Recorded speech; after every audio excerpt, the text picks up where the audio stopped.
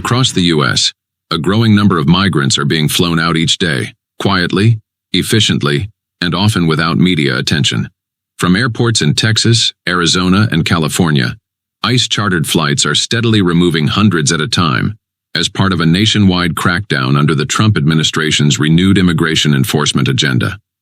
In this video, we'll look at today's deportation numbers, the key states involved, and how this surge reflects the current priorities of federal immigration authorities. These aren't isolated cases. They're part of a highly structured and ongoing network operated by a branch of ICE known as ICE Air Operations. This specialized unit is tasked with organizing and managing deportation flights across the country, not just occasionally, but on a regular and routine basis. Each week, dozens of aircraft transport hundreds of individuals who have been processed for removal under U.S. immigration laws. And while today's number, approximately 780, might raise eyebrows, this is no longer an outlier. It's become the new standard. According to Reuters and AP, ICE set a directive this month to book up to 3,000 arrests per day, though the real-world average has been closer to 1,000 daily book-ins, with detentions steadily ramping since early May. Meanwhile, White House policy frameworks, such as the January Protecting the American People Against Invasion executive order, called for expanded use of expedited removals and more ICE officers, enabling the deportation pipeline to move faster than usual. That push, coupled with rescinded limitations on workplace and industry raids, ensured that ICE removal operations surged starting in May, shifting deportations from occasional actions to a daily, well-coordinated program. The result? A new baseline of 1,000 to 1,400 deportations per day, depending on the week, supported by federal directives, increased personnel, and a stream of charter flights, marking a stark contrast to the slower, more reactive enforcement of past years. What sets these operations apart is their low visibility. These flights rarely make headlines. There are no live press briefings, no media coverage, and often no public records released immediately. They take place quietly, often during early morning or late evening hours, departing from federal or contracted airport facilities far from public view. Key departure points include major ICE hubs like Texas, Arizona, and California, where detention centers are located near airports used for chartered deportation flights. From there, individuals are flown to countries across Central and South America, the Caribbean, Asia, and Africa, depending on their country of origin, legal status, pending charges, or final removal orders issued by immigration courts. In many cases, migrants may spend days or even weeks in ICE custody or staging facilities before boarding one of these flights.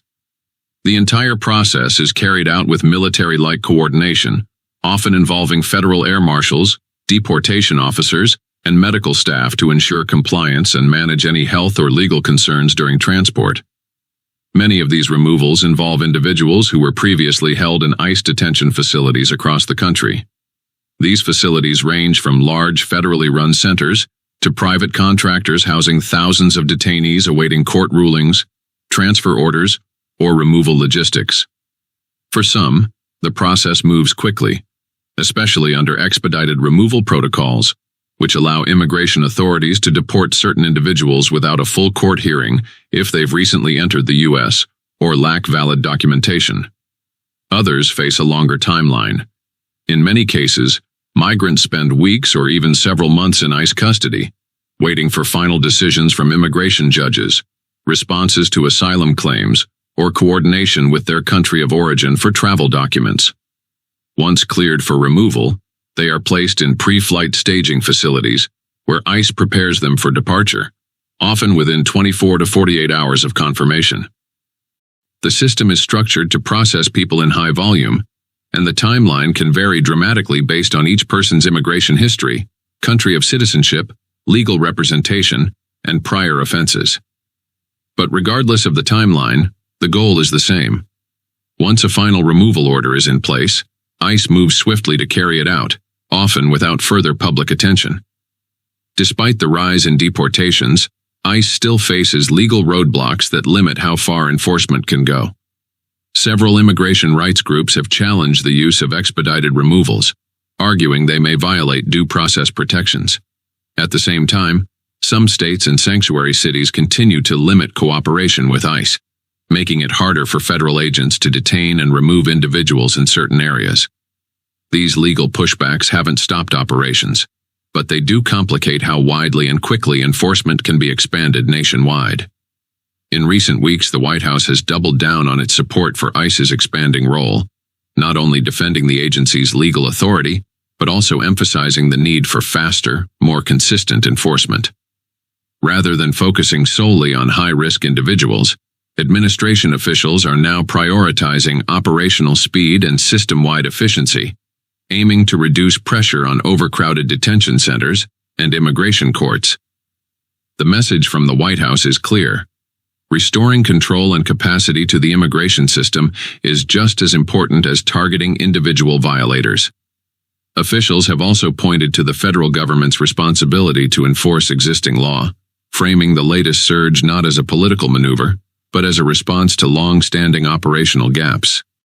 As ICE flight operations continue to ramp up, all signs point to a significant expansion in the weeks and months ahead.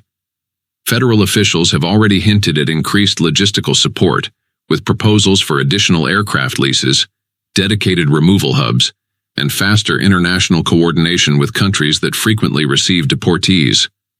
Internally, ICE is also expected to scale up the use of mobile processing units, which allow for rapid identity verification and case processing at the point of apprehension. These units, combined with expanded staging facilities near high-volume sectors like southern Texas and southern Arizona, will make it easier for agents to move detainees from arrest to flight in a matter of hours, rather than days. If you found this video helpful, make sure to like, share, and subscribe for more detailed updates on ICE operations, immigration enforcement, and U.S. policy changes. We'd love to hear your thoughts in the comments below. And if you want to understand how ICE is sweeping across cities in coordinated operations, make sure to check out this video. Thanks for watching.